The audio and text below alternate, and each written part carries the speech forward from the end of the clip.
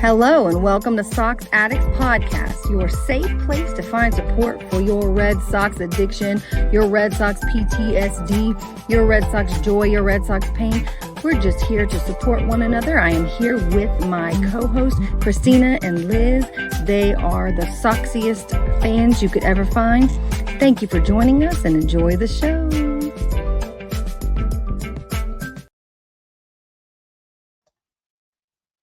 All righty. Welcome to Sox Addicts Podcast, which is sad Sox Addicts, frustrated Sox Addicts right now. It's frustrating series, frustrating game, Lord. So, So how are you guys doing? Not Lord. Too good.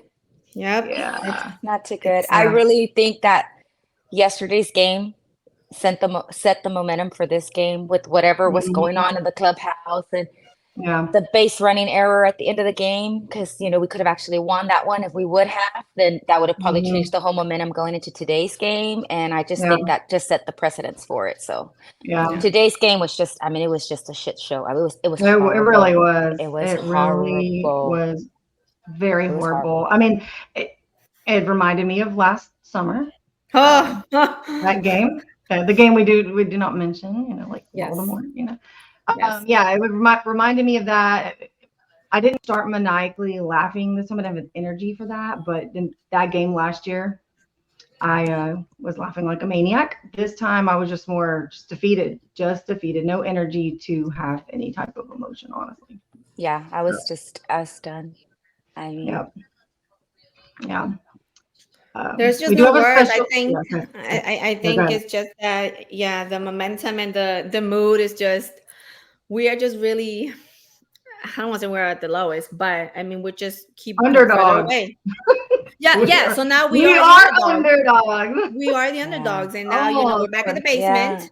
We're back down there, and it's gonna be a struggle to kind of push through and make it, because and I'm just still upset about the whole story thing. The more I read about it, the more I hear, and the more I see him hitting home runs for the Blue Sox, makes me even more upset. So it's just terrible. I agree. It's frustrating. It's frustrating, and I understand though. Like somebody said, he's human and he wants to take his time. He wants to he wants to make sure he's 100% healthy. That's fine. But it's just everything. Like this game really it deflated me so bad, because, for the first time, honestly, I feel like we're done. And I never, ever, ever feel like that. But I'm like, we're 5 games back from the last wild card spot. Mm-hmm. And even if we go on a really good run, which hopefully we will, but now we've got to bank that those other teams start losing. Yeah. And I looked at the crew that they're playing, and I'm like, they're playing pretty much easy teams just like we are. So I'm like, damn, the chances of them losing and us winning, like, I don't know. There's 51 games left. That's it. 51 games, which to some might sound like a lot, but it's not when you're five games back in the wild card spot. And we have way more errors than we had last year, which we finished very badly. We have way more this season. I read that on Twitter. Yeah. I was like, my goodness, like we have 77 errors this season. I think it is 78. I thought it was 20. I thought 27. As a team, we have a lot. Or maybe it was 27. We have a lot. I think it was 27. As a team, maybe. I'm saying we have a whole. Yeah, it was as a team. Yeah, it was a bunch, but it was more than last year. I can't remember. I'll have to look it up. But because my brain is not exactly functioning at top level right now. So, guys, we just have to. The only way that we can is we have to win every game. And every game. Yeah. And if we, let's just be realistic here. The way that we are moving, the way that we're playing offense, defense, it's not there. Mm-hmm. I just. I want to be optimistic too. I don't want to say, okay, let's throw the towel in. But every time we lose, it's just even more, hits you even more that, okay, we're not going to make it. No wild card. But yeah. Well, we have our special guest has arrived, and it is Sully Baseball. He is an Emmy-nominated television producer. He is the host. Oh, look at his shirt. Yeah. I love it. He is the host of MLB, the Locked On MLB podcast. And he's also one of my very best friends.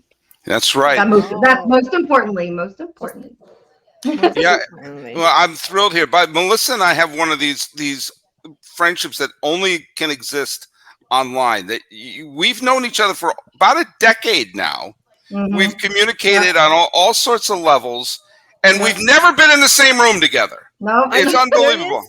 No, never. But it is really nice. When is that happening? I don't know. I think it's just. It's around 2013, 2014. It was a little. She had known about my old podcast, which was called Sully Baseball.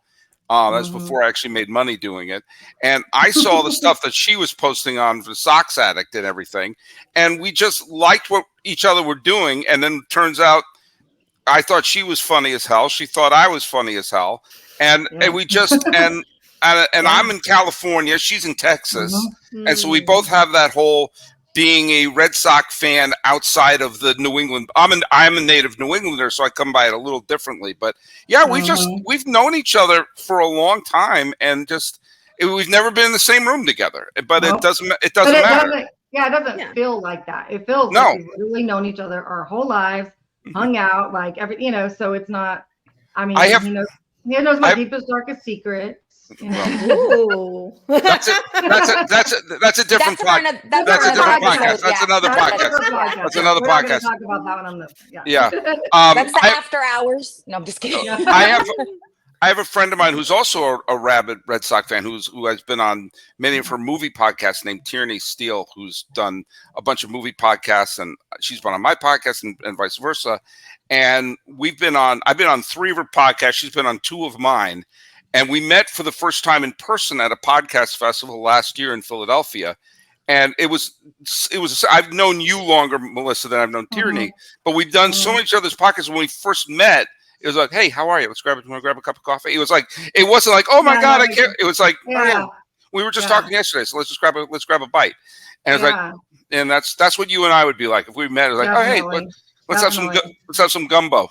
Exactly. Definitely. And it's funny because I did have that dream one time that I was in Boston, and it's PG. Okay. It's PG. Let's say I had a dream that we were in Boston, and I was trying out some coffee, and it was his and my coffee shop. We actually owned it, and it was called Curveball Coffee. And it was the most real dream. Like as if it was I remember that. So I'm like, you know what? One day. I'm not going into a coffee shop. I'm not investing in your coffee shop. I don't care how vivid your goddamn dream was. I don't care if you woke up screaming. I am not investing in a coffee shop. You don't even drink coffee. I do not drink coffee. No. Or alcohol either, right? I don't drink coffee or alcohol. No, because I know myself. I am an addict, and I'd be one of those dudes who was like, just keep pounding coffee.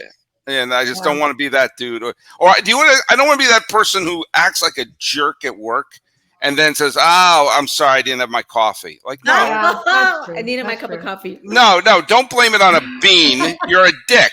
Okay. Yeah.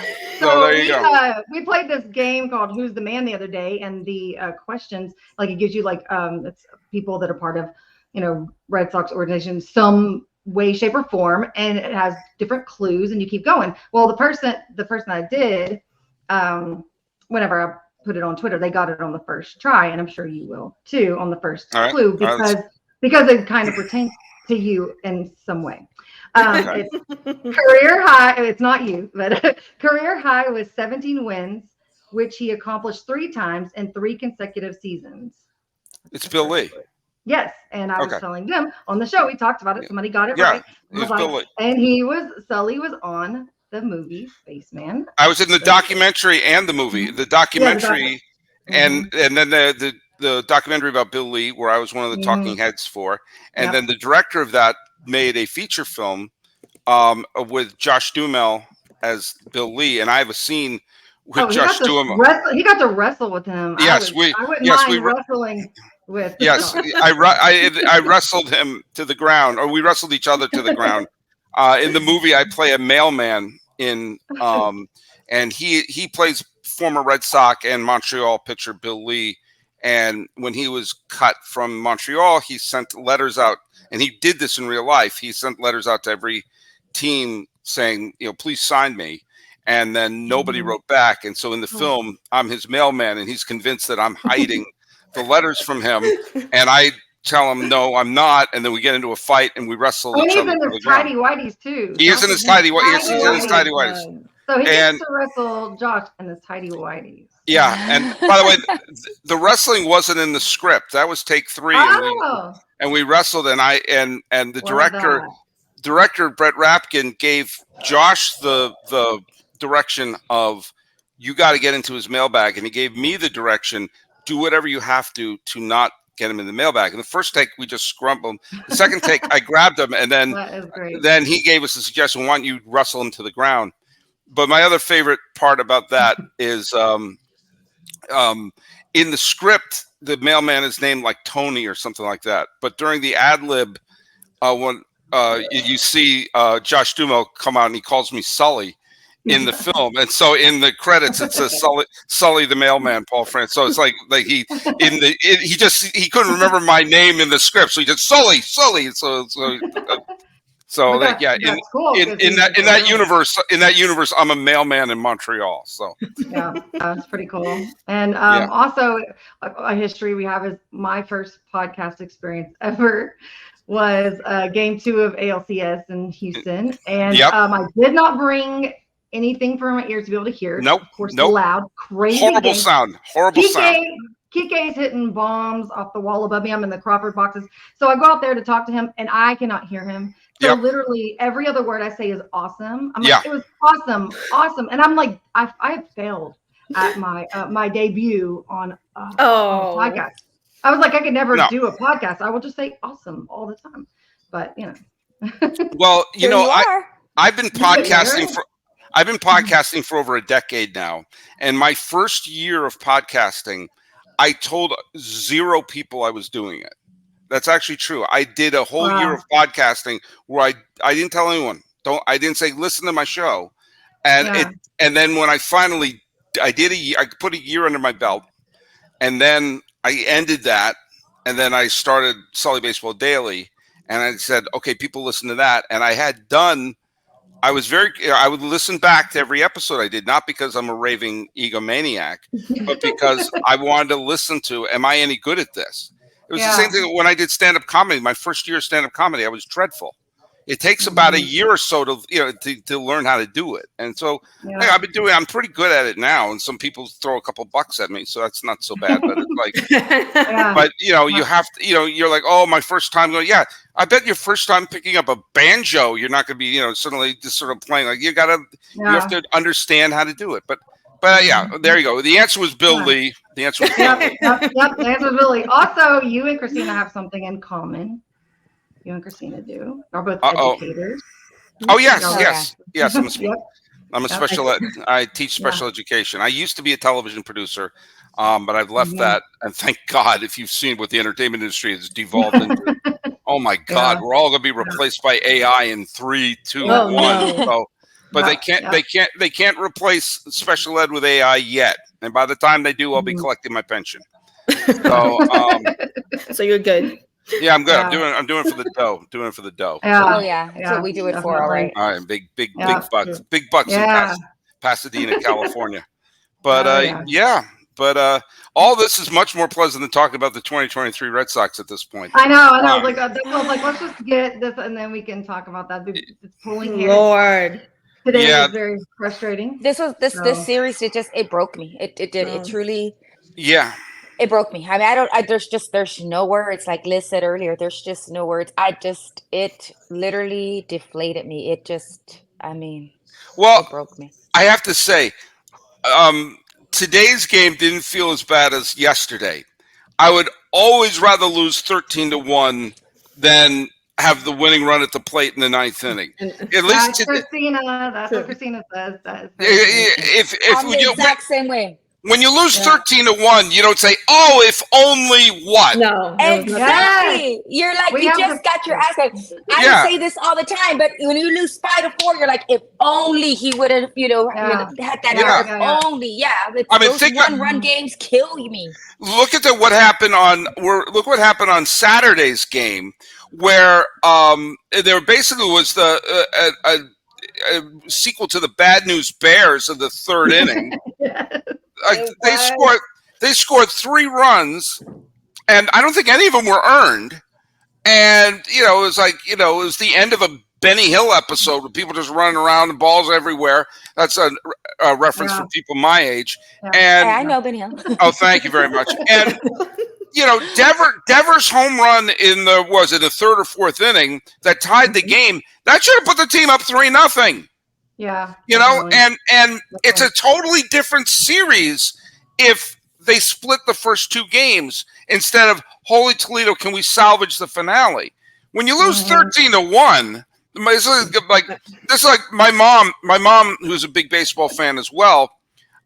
She grew up a Yankee fan in Bridgeport, Connecticut, but now she's a San Francisco Giant fan in the Bay Area. but she's happy for me when the Red Sox win. But my mom would call a game like today, the final score was a lot to not enough. Yeah. It doesn't matter. Highlights of the game where the Blue Jays showed up. I mean, there's the key to the game was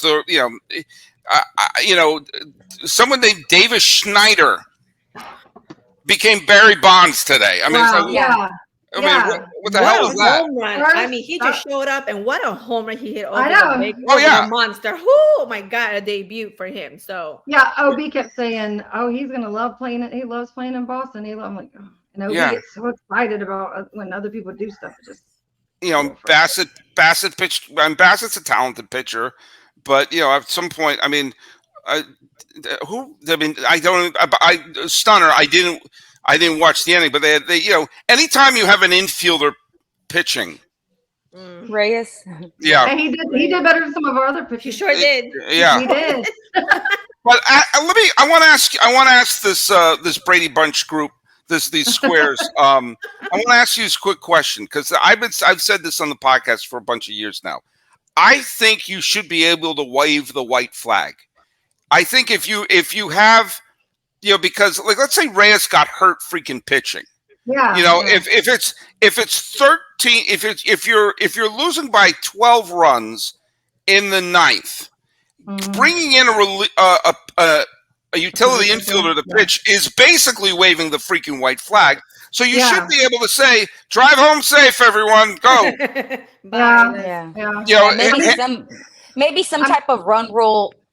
I don't know, something type of thing. I think both teams have to agree to it. I mean, especially if you have a player like on pace to try to break a record or something.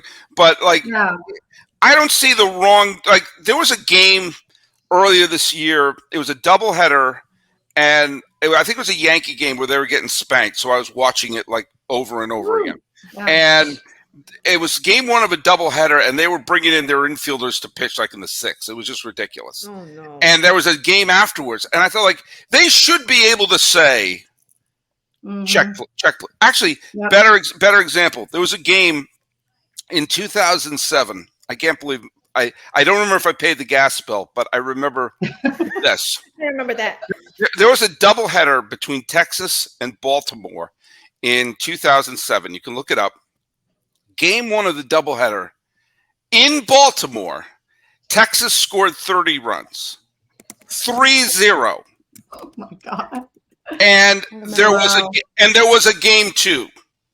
When it got to 27th run, 28th run, the Orioles just said, "We're done. We're not coming back." Can we just? You should be able to say that. And today was a classic example. 13-1. But I agree with you. I'm the same way. I tell that to Melissa all the time.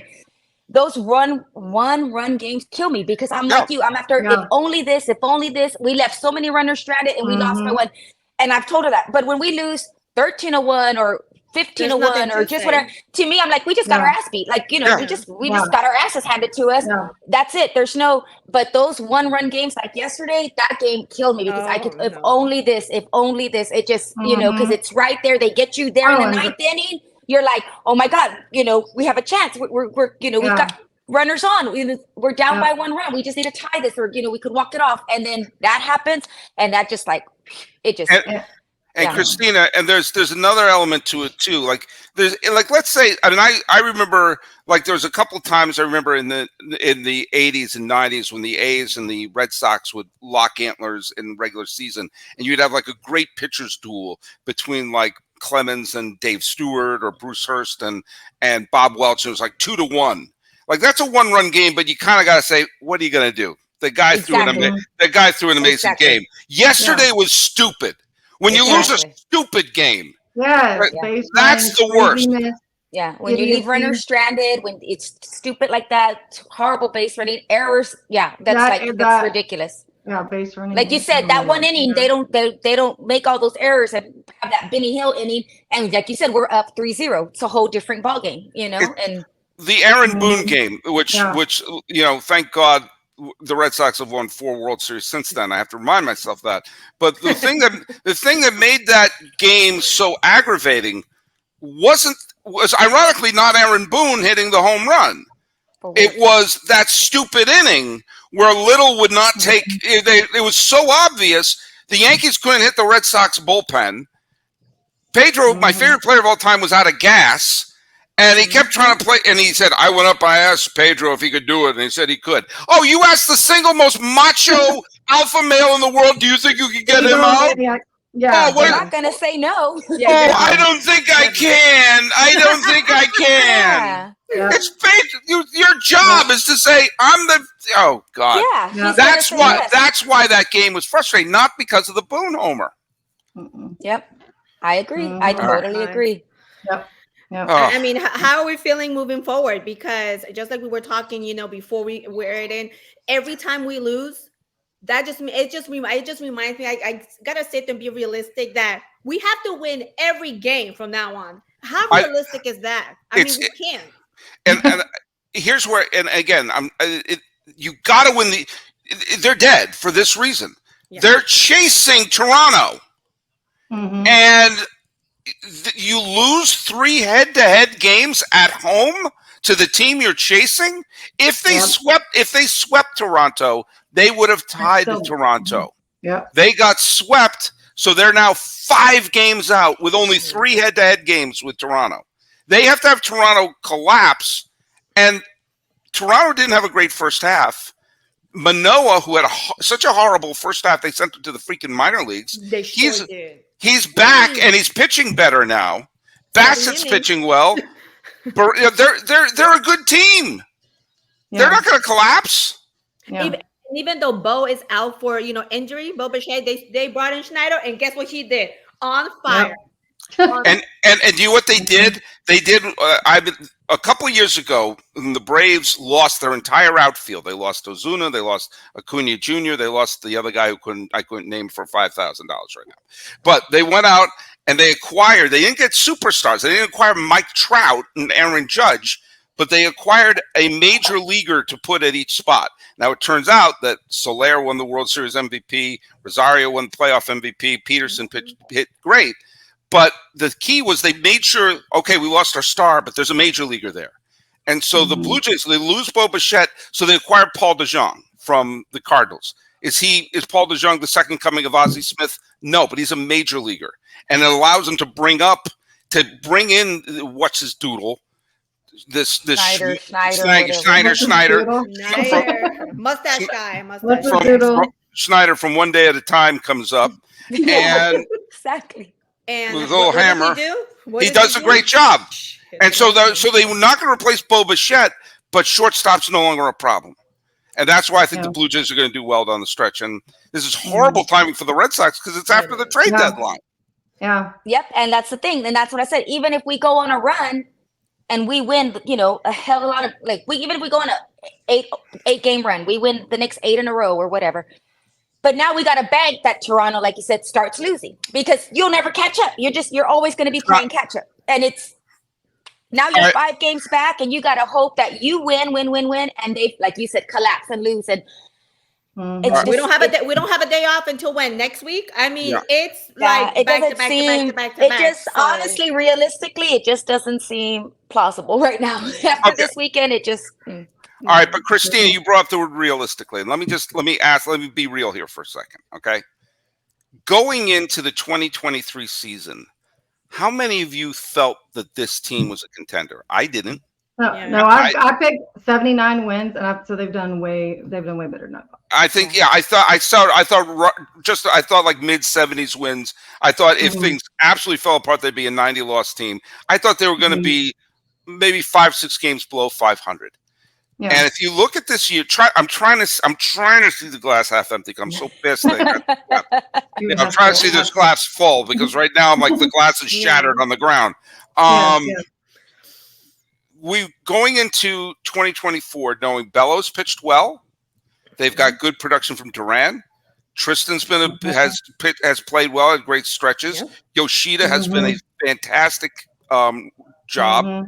They're seeing some pitchers here and there fitting in. You're looking at the team saying, okay, they don't need to.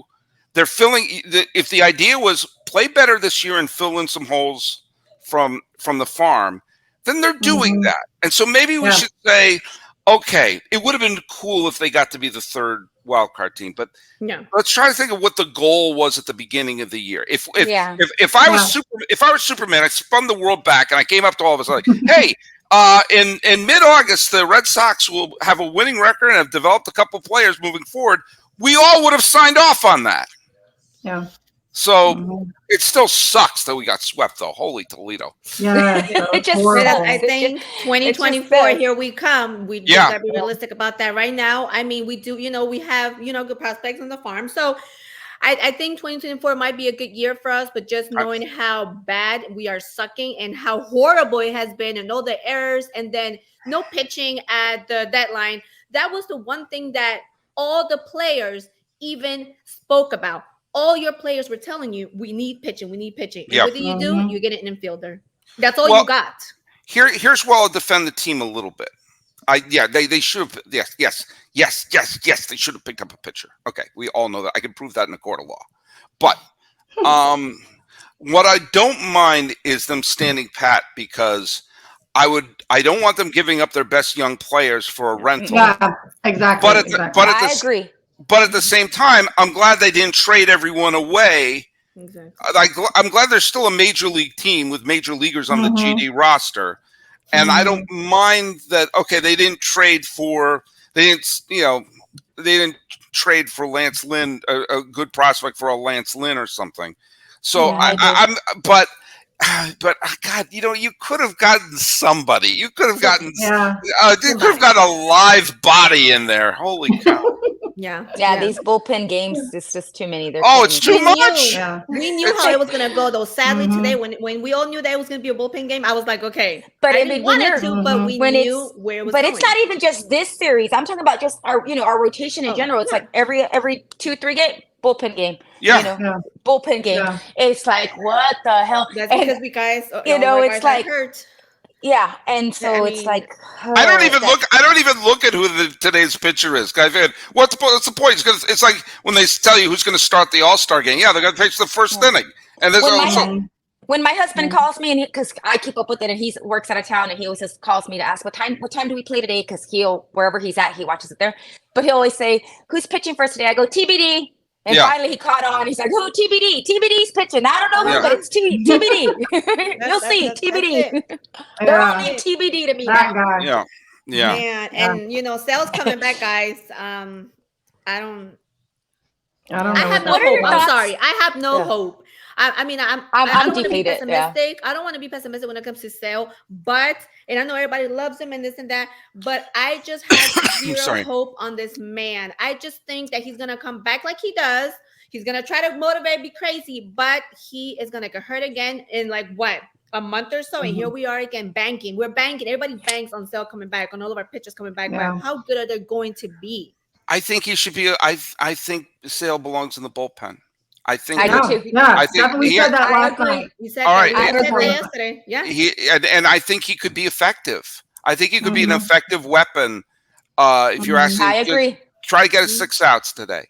I think he has the and mind you, when he first came up with Chicago in the early 2010s, he came almost directly from college to the White Sox. And his first year in the majors, he was used exclusively out of the bullpen and was very effective. Now, that was a technique that the Orioles used to do. I mean, history lesson, the Orioles in the 60s and 70s when Earl Weaver was the manager and the Orioles were this factory of ace pitchers, he would always bring up his best pitching prospects, pitch them out of the bullpen and work them into the rotation. Some pitchers and some other teams, that happened with Oral Hershiser, Jimmy Key, Adam Wainwright, and the White Sox did that with Chris Sale.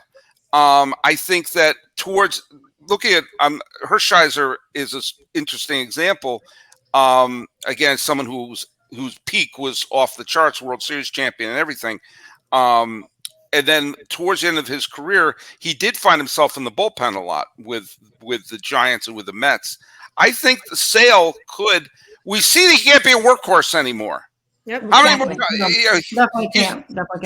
He has no more tendons in his right arm anymore because they're all on his left. Yeah. Bullpen. We said that yesterday. We said that yesterday too. We talked about that, and we said that. Well, then there's no reason for me to say it. No. Yep, he needs to be there. He does not be a starter. Which is why I wish they would have gotten a pitcher, any starter pitcher for the rotation, the trade deadline, so that we would have that starter, and then Sale and Whitlock may be coming out of the bullpen, and hopefully could get us the game to Jansen, but. Now all these bullpen games, we don't have a great starting rotation. It's. I mean, you can't win if you don't have pitching. It just it's comical sometimes, like you said, like when they score runs and it's just it's. When I see Llovera coming in, I just want to pull my hair out. Yeah, that dude, I swear, he gave up so many bases loaded every time. Bases loaded, and he's still pitching. And then Core's just looking. I'm like. Get him out. There's no one else. But there's no one else. That's the thing. There's no one else. Do you put? Yeah. So we should have put Reyes. Exactly. Reyes. But at that time, I'm like you, Liz. I'm like, but we can't get it because who else? I mean, we're getting our asses whooped. It's like pretty much you're just throwing in the flag there, like Sully said, even though you're not, you know what I mean? And so it's like you can't put who else are you gonna put besides Llovera? It's like there's no one left. So just sorry, buddy, you've got to try to figure this out and get us out of this inning because we got nothing left. And Christina, where I completely agree with you on this point is, they should not have. They should not sacrifice their farm for like a Scherzer or a Verlander or even a Jordan Montgomery. I wouldn't have done that either. But get someone else's like fourth starter. Get a human being saying, "Can you give us 5? Can you give us 5 innings?" Because when you keep having these goddamn bullpen games, sorry, Melissa, I know you're a believer. Christina. Okay, I'm a heathen. I'm a heathen and everything. But if you can't keep doing bullpen games, exactly, because you're throwing these guys every day now. You have to have that one. Having a bullpen game every 5 days, okay. Fine, but now they 3 every now the rotation is a bullpen game. Yeah, it is. All the time. It's like spring training, you know. And that's exactly what I said. That get someone that can give us 5 innings, and then we can go to Sale, and then maybe Whitlock and so forth. Like help our rotation out. You know, I'm like you. I didn't want to give up anybody for Scherzer or Verlander. I don't, because I like our farm system. But like you said, just get us somebody that can give us 5 innings, and then we can go to Sale. We can go to Whitlock, Pavetta, whatever. We can go to our bullpen instead of wearing our bullpen out from the first inning on already. That's ridiculous. I'm sorry, that's ridiculous. You know, we needed Who's something. pitching tomorrow? I am. Bello's pitching tomorrow, right?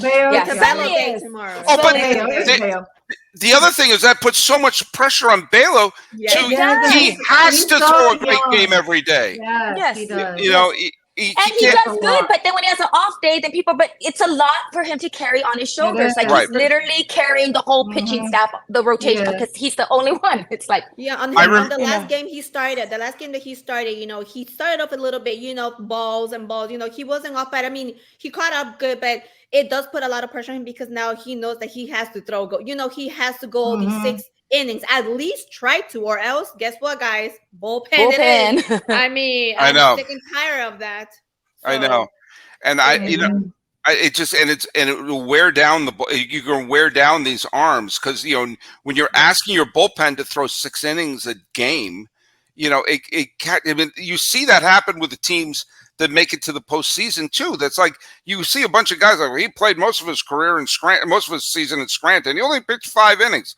Why is that? Oh, because their top 3 relievers, their arm is worn down. They're gonna have to hack it off like that scene in Gone with the Wind. So you're gonna have to just sort of, that was, by the way, what this year has done. It's made me really appreciate Melbourne, Florida's own Tim Wakefield, in that he did 2 things. He would always give you a bunch of innings, even if he stunk. He gave you a bunch of innings. He also gave Varitek a night off because Varitek wouldn't catch him. But here's something. I followed Wakefield's entire career, the entire time with the Red Sox, and here's a sentence. Here's an exchange that never happened. Oh, Wakefield pitched last night. How did he do? Okay. How did Wakefield do? Oh, he was amazing. How did Wakefield do? Oh God, they bombed him. There was never an okay Wakefield game. He was either dominant or got shelled. But even when he got shelled, he would give him 6 innings. He gave you 6 innings. He did. He gave you, and that saved, and that in the long run saved your bullpen. So it played. I mean, it was an important role for him, and I totally agree. The 2 teams that I saw that had the best long-term pitching in terms of multiple championships and everything, and I'm going to vomit in my mouth when I say this a little bit, was the Joe Torre Yankees and Bruce Bochy's Giants. Yeah. And what both of them had, they had pitchers who could go deep, and they had bullpens that were effective and had their roles. But it was a little bit of the chicken or the egg. They had an effective bullpen because their starting pitchers went deep, but the starting pitchers weren't worn down because they knew they could rely on the bullpen. But in order to make that work, you need to have the Pettits, the El Duques, the David Cohns with that team, and the Lincecums and the Canes and the Bumgarners and all of them with those Giants teams. And that's why that circle, the 04 Red Sox had guys like Schilling and Pedro and Lowe and Wakefield. Then they could lean on your buddy Folk and Embry and all them. They weren't worn down by the time the playoffs started. Yeah. But God, I missed them. Can we just call Schilling back up and maybe they'll pitch an inning or 2? I think you could pitch for us. Yeah. I mean, Schilling has issues. He does have some issues. Yeah, he has some issues. He has a subscription. That's some of the issues he has. Oh gosh. What are your thoughts, Sully? What are your thoughts on Story taking so long to come back? Just what are your thoughts? I want to hear what he thinks. I saw someone post that he's trying to win the AAA MVP. I think Steve posted that. Yeah, I think so too. I'd rather he come back when he's healthy than. I mean, I agree with that. I don't think shortstop's the problem right now. I don't think it is. I mean, we're not getting great production on shortstop, but I don't care if we could have Cal Ripken in 1991. Yeah. It's not going to be the difference because he can't pitch. Right. Yeah. I don't know. I'd rather he not get hurt again. I'm the same. I'd rather he not get hurt again. I would rather him not. If he's not feeling it, whatever it is, whatever's going on. He's supposed to be back Thursday, and hopefully he does. And hopefully he does well in the lineup. I just want his bat to maybe get.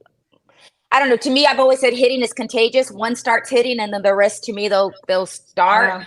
But sometimes you need that one, which is right now Justin Turner. Of course, he was in the lineup today, fine. But I'm saying he is, to me, the one that will get us going a lot, and so that's good for him. But I just want Verdugo to take his head out of his ass right now. Oh God! He did get some hits today. I mean, they weren't. Oh, great! In the 13-1 game, great. Yay! I know. I'm like, and then we finally found out that he arrived yesterday 2 hours before the game started. So that's how.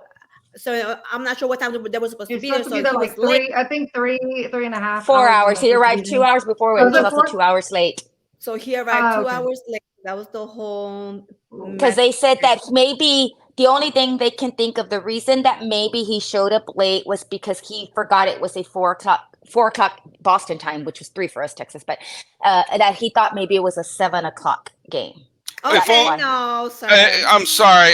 That's the excuse they said today. Honestly, like they're like, well, the only put it on your phone. Put it on your phone. Yeah, we all have it on our phone. So if you're the player, I honestly think he was mad about being pinch hit for, because we all know he got mad Friday night when they pinch hit for him, and I think he purposely showed up late. Well, then that's just my opinion. I'm not suck saying it up. like I said. Suck it up, Buttercup. These are the games against Toronto.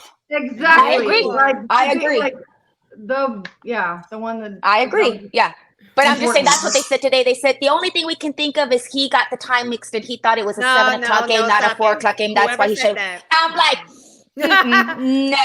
no, you're a baseball player.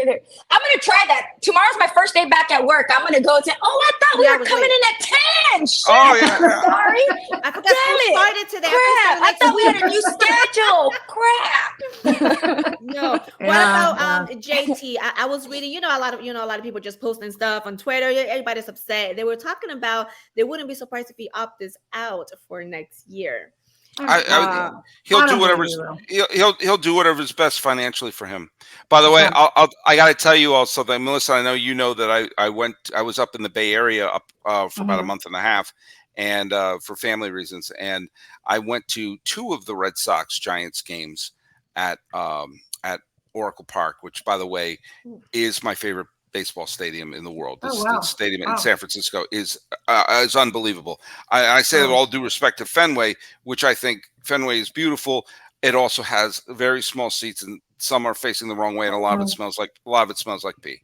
But yeah, I mean, Oracle Park in San Francisco is amazing. And also, my dad, may he rest in peace, was a huge New York Giant fan and then San Francisco Giant fan. So it always makes me think. I went to a World Series game with my dad at Oracle Park when they played Kansas City. That was the last game I ever went with my pop. But I digress. I went there for 2 of the games. One game the Sox lost, and I was there for the game where Davis hit the home run off of the foul pole. And it's so funny because every time Justin Turner came up, the boos. They hate him because he was a Dodger. He was a Dodger. They hate him because he was a Dodger. Oh my God! And they hate him. I mean, California baseball gets a lot of flack, but there are passionate fans here. And Dodger fans hate the Giants, and Giant fans hate the Dodgers, and the Padre fans hate everyone else. And the Angel fans can't believe they're about to lose Ohtani. But But it was like every time Turner came out, boo, right, cascading from the heavens. They do not like him because he was a Dodger. Yep. Oh yeah. Yep. Oh my, they won't let that go. Oh man, I don't want to lose Turner. That would suck. I know he likes Boston, but like Sully said, it's a business. He's going to do what's best. He's going to go what's best for him. Yeah. He's already got his World Series ring. He's already, it's I call this Chris Bryant syndrome. Like people got on Chris Bryant for, going to Colorado for the highest bid, but it's like, hey, the Cubs traded him. Yeah. And, it's like, why not go for you'd go for the highest? I know. I teach at Pasadena High right now. If another school district offers me more money, I'm like, I'm loyal to my no. Yeah. Make it rain. Let's go. Make it rain. Let's make it rain. Make it rain. I'll go to Bridge City. Head over to Bridge City. There you go. Yeah. They need a special ed. You would hate Bridge City. You went to Oracle Park. I had a question. I think I was asking the girls too. Because it's behind a bay. Is that an ocean? Yes. So it's the stadium. Is there anything behind the stadium, or if anybody hits that ball out of there, does it go right? It goes right in the water. Yeah. Okay. That's why there's a lot of people in kayaks. When I was there for the World Series game, that whole bay was filled with people, rowboats, kayaks. They're out there with and remember when they first moved in there in 2000.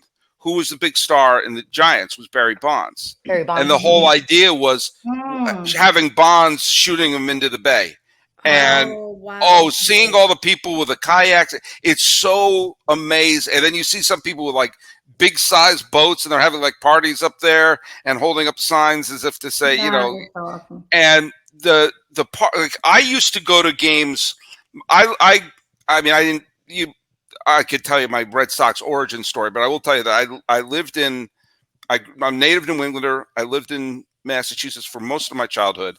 And then in 87, right after the 86 World Series, after my freshman year of high school, we moved to the San Francisco Bay Area. My dad was in the tech world. My mom's a scientist.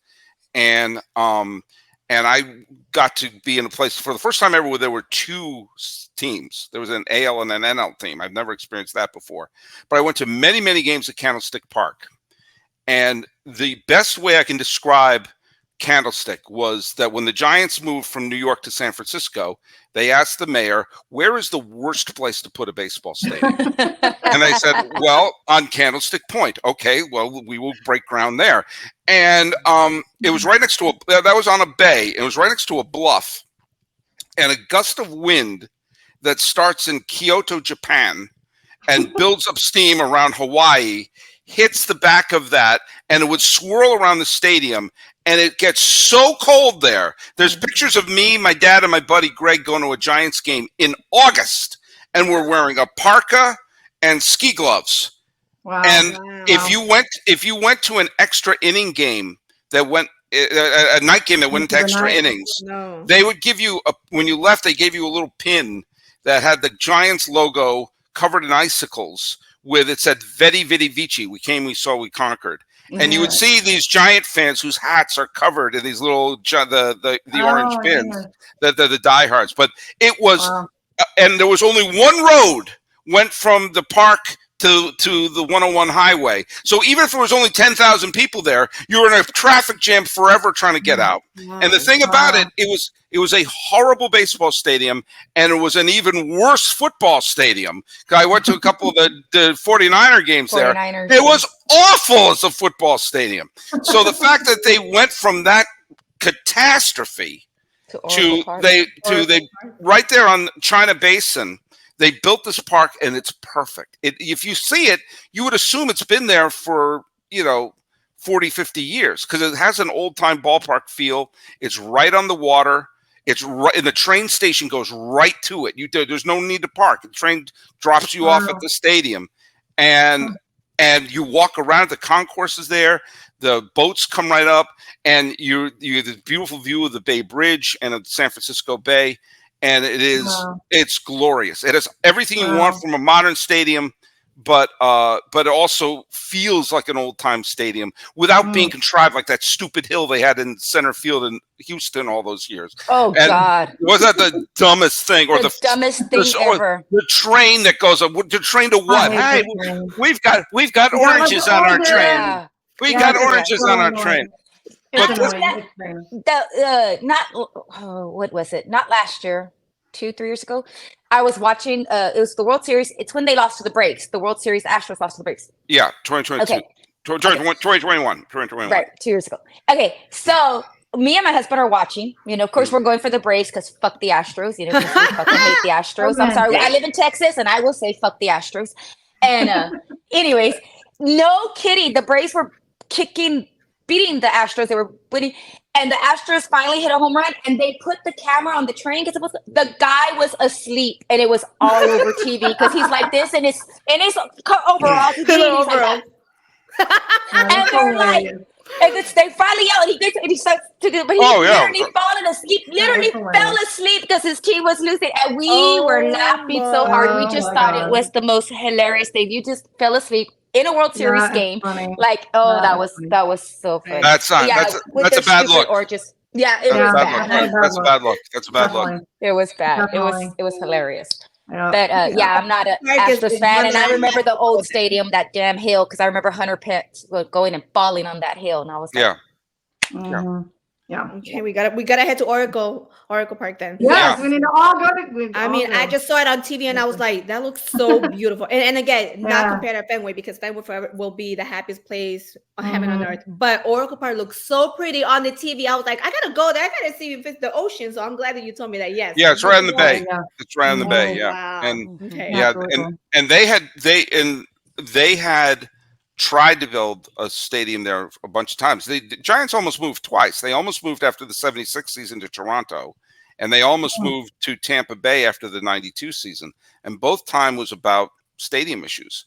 And they had, in 1989, when I was in high school in the Bay Area, they had on the ballot public funds for a downtown ballpark, and they had the designs for it. It was not Oracle Park. It was a different. It was pre-Camden Yards, so they didn't realize people wanted old-timey parks. It would have been a modern park somewhere in downtown San Francisco, and it was on the ballot, and people felt there was such momentum because the Giants were in the World Series. There was excitement for the Giants like we'd never seen before. And what happened? The earthquake in the middle of the 1989 World Series hit. And all of a sudden, any thought of any money going to anywhere other than rebuilding the earthquake, part of the city was like, let's allot a few $100 million for a stadium. The marina's on fire. Yeah. And a weird, again, this is nothing with Red Sox. This is kind of like it's kind of my brain works. The A's made a very stupid move at one point, and that was they conceded San Jose as as a territorial rights to San Jose. I have no idea what territorial rights still exists this year, but the Giants were looking for a stadium, and San Jose was growing as a city and looked like that would be a great place to put a ballpark. And so that was A's territorial, and the A's gave it to the Giants. Say, build your stadium in San Jose, because their mindset was this: either A, no pun intended, San Francisco is closer to Oakland than San Jose, so the fans in San Francisco will come across the bay to Oakland, or if the Giants couldn't get a stadium built in San Jose, they were going to move to Florida, and the A's would get the entire Bay Area to themselves.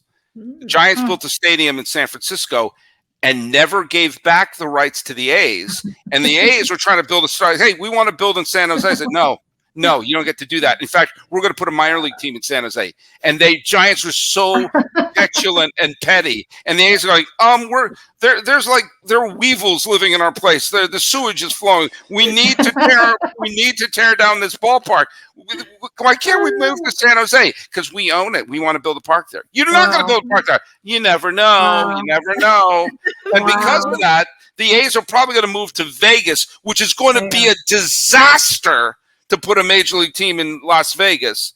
And I don't think a team could I don't think the Bay Area is big enough for two teams realistically. And I love the A's being there. I love going. I agree that it'll be a disaster, but I agree for me, it'll be a lot of fun to go to Vegas and see my Red Sox play the A's while I'm in Vegas. There you go. I'm going. I'm going. I already told my husband, as soon as the A's build in Vegas and we play the A's, we're going to Vegas because baseball at Vegas. Hell yeah.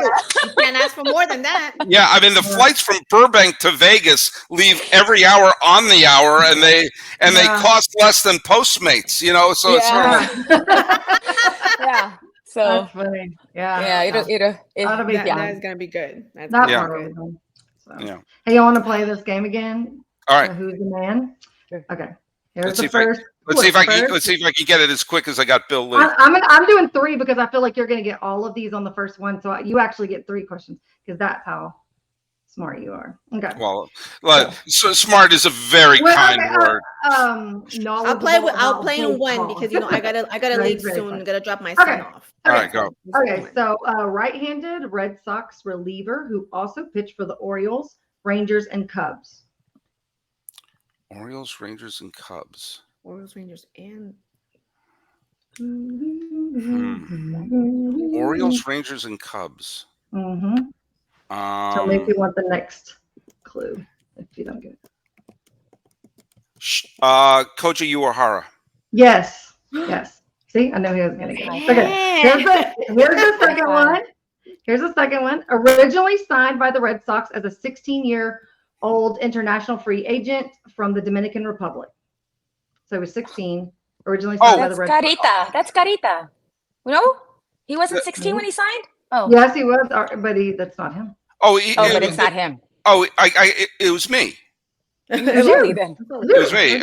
I got it. Yeah. It was me. It was you. You're Dominican. Yeah, I don't tell people that, but yeah. Okay. I could see it. I'll do the next one. Named National League Rookie of the Year in 2006 and NL All-Star in 2008, 2009, and 2010. Rookie of the year in 2006. 2008. Who the hell won the Rookie of the Year in 2006? I don't remember. I can't remember what I ate yesterday. This one, y'all should get it off this one. His first hit as a member of the Red Sox, a home run off Cole Hamels, came 15 years after they first signed him. So it had been 21. Wait, 31. 31. Yeah, because he was 16. I can do math. Yay. So. Oh, Hanley Ramirez. Yes. Hanley Ramirez. That's right.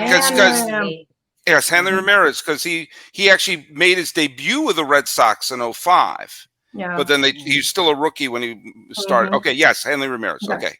So, all right, guys, I have to leave soon. I have to leave. It was nice talking to you, Sully. You are I love your attitude. I love your energy. Oh my God, it's so great. I hope we have you back. Same. Just talk about maybe when it's time for funeral time, because I think we should call. Is there something you know about me? What was fuel for the team?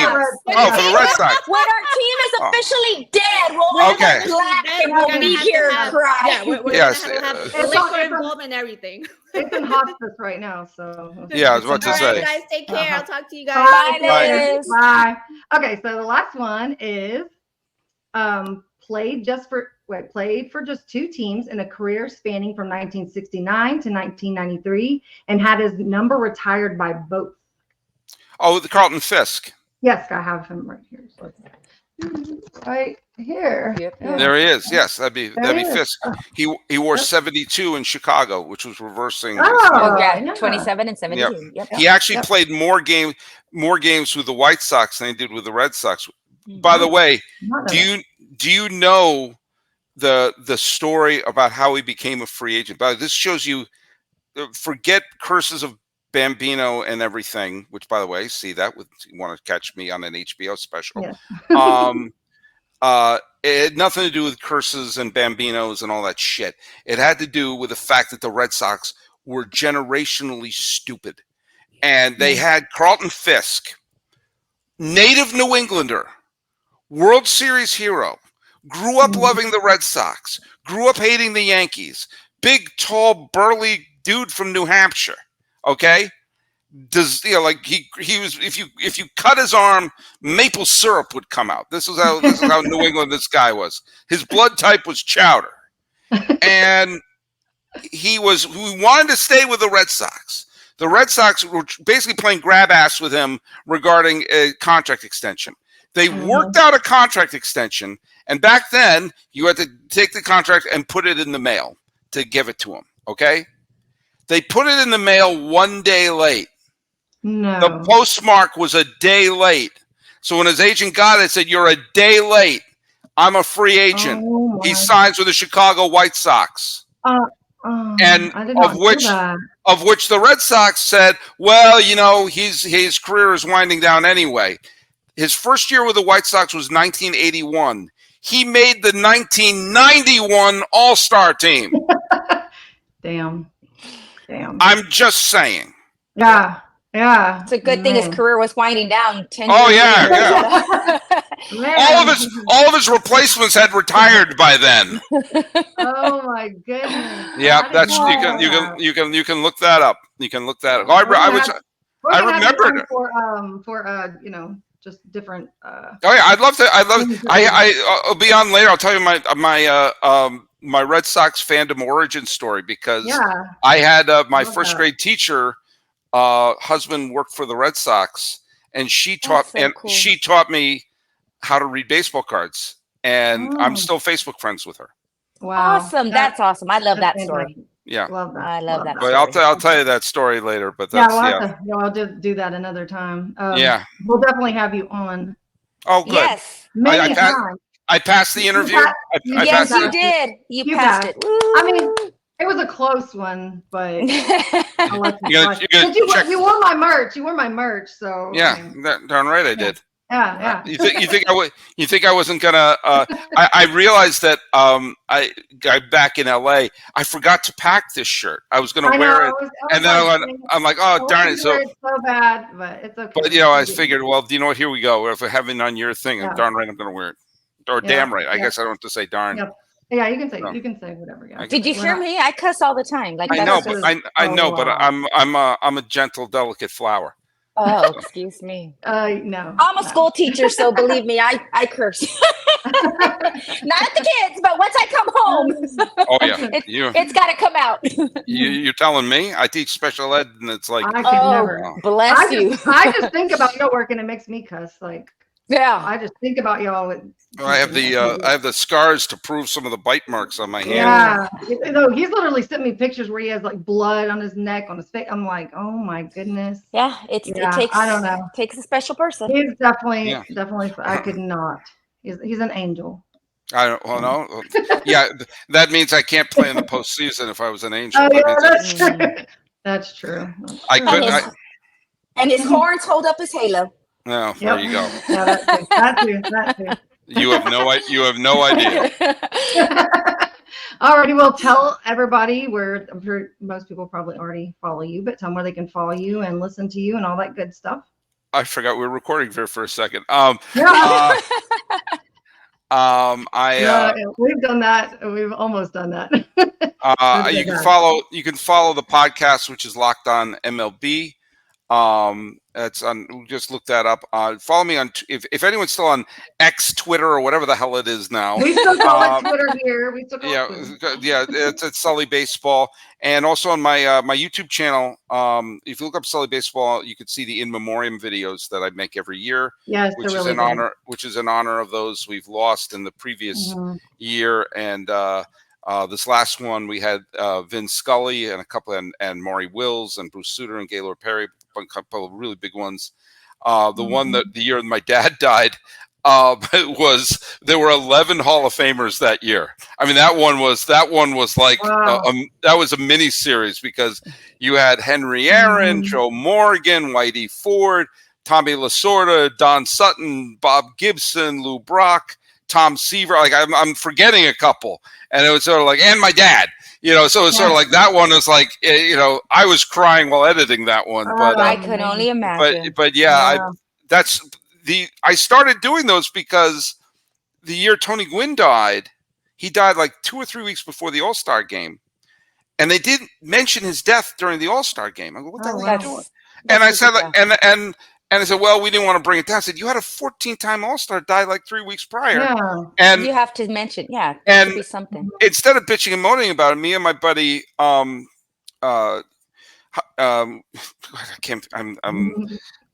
completely blanking on everyone, but we got together and we made an in memoriam video just crudely, and it got a lot of play.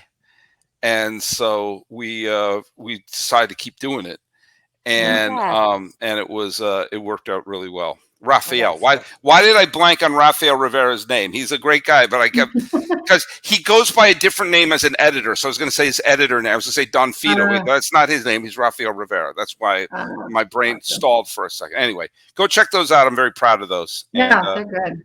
I've seen them. Awesome. I've seen them. So. Awesome. Oh, so glad to have you here. Very glad. Yes, thank you. We really appreciate it. Enjoyed it. Yeah, definitely awesome. And we will meet in person. Hopefully sooner than later. I don't know how we're gonna do that, but it's gonna happen. We don't have to do the coffee shop. I might have my own, and maybe I'll just Yeah. Good luck with your coffee shop. And I will give you a glass of water there or something. Yeah. I'll drink a tea. I'll drink a tea. No, you can come. Like we can have food, and you can make some of the pasta that you make sometimes. I do. My students and I make them in our class, so we do. Oh, that's awesome. That's good. That's amazing. Yeah. Well, you can follow me on Twitter and Addict Socks. You can buy some merch, like his shirt and my wonderful shirt, socksaddicts.com, and like, share, subscribe, all that good stuff. And we will talk to you guys soon. Go Sox. All right. Go Sox. Bye. 2024.